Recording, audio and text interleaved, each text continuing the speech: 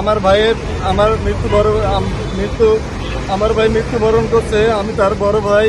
আমি আজকে প্রশাসনের কাছে একটাই দাবি, মিডিয়ার কাছে আমার একটাই দাবি, আমার ভাইয়ের আমি সুষ্ঠু বিচার চাই।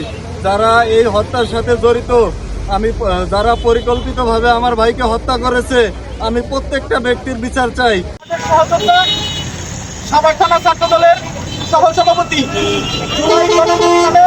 রাজপথের সহযোদ্ধা মনোরম হোসেন বক্সির মৃত্যুর রহস্য উদ্ঘাটন এবং এই হত্যাকাণ্ডের যেন বিচার বিলম্বিত না হয়, দ্রুত বিচারের দাবিতে, ন্যায় বিচারের দাবিতে আজকে আমরা ঢাকা রিচা মহাসড়কে মানববন্ধন করছি।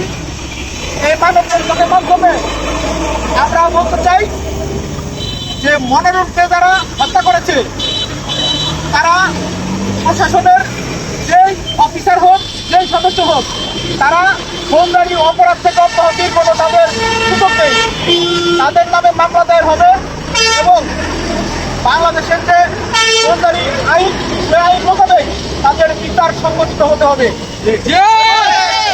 এই হত্যাকাণ্ডের বিচার যেন কোনো রকম বিলম্বিত না হয়, সেই জন্য মনোরমের যে বড় ভাই, তার পরিবারের সদস্য, প্রতিবেশী এবং বিপিএটিসি প্রতিষ্ঠানের শিক্ষা প্রতিষ্ঠানের স্টুডেন্ট সহ অন্যান্য কর্মকর্তা বৃন্দ এই মানববন্ধনে উপস্থিত আছেন। সবাই এই হত্যাকাণ্ডের ন্যায় বিচার দাবি করছে। কেন হোসেন বলল কেন? আমার ভাই বলল কেন? বিচার বিচার বিচার চাই। আমার ভাই বলল কেন?